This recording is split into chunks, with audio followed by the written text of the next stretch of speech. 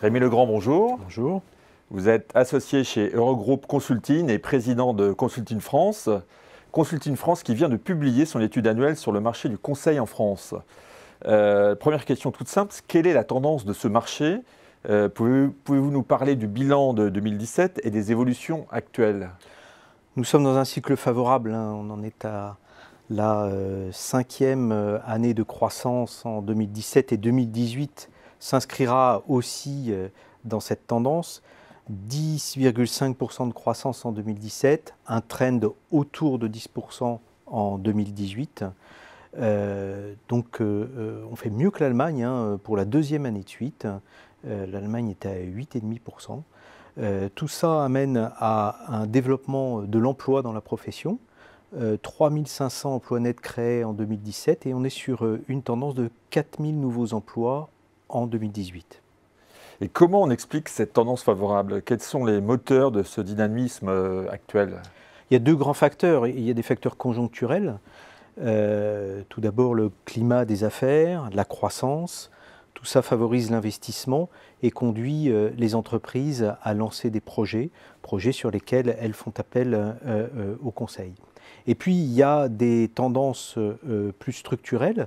Tout d'abord des réglementations nouvelles qui amènent les entreprises à se réorganiser. Je citerai la RGPD ou bien dans le domaine des paiements la DSP2.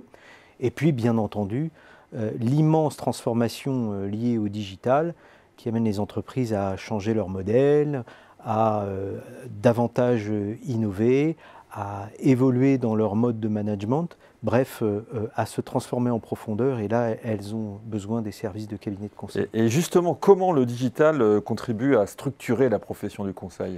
Alors, tout d'abord, ce qu'il faut remarquer, c'est que la demande de nos clients est d'aller vers une demande de conseil de plus en plus globale, de plus en plus large. Ce qui amène d'ailleurs les professions du conseil à se regrouper. C'est un projet que nous avons lancé qui aboutira en 2019. Ensuite, ce qu'on remarque, c'est que le conseil et le digital sont fortement liés, ce qui conduit nombre d'entreprises à faire des acquisitions dans ce domaine. Et finalement, le conseil devient une sorte de pôle de concentration des services technologiques à haute valeur ajoutée. Les acquisitions dont vous parlez, c'est le fait d'acquérir des SS2I, notamment des sociétés, voilà, des sociétés particulièrement qui traitent de la donnée et qui innovent dans le domaine de l'intelligence artificielle. Et qui renforcent la société de conseil. Eh bien, Rémi Legrand, merci pour ce bilan annuel. À bientôt peut-être.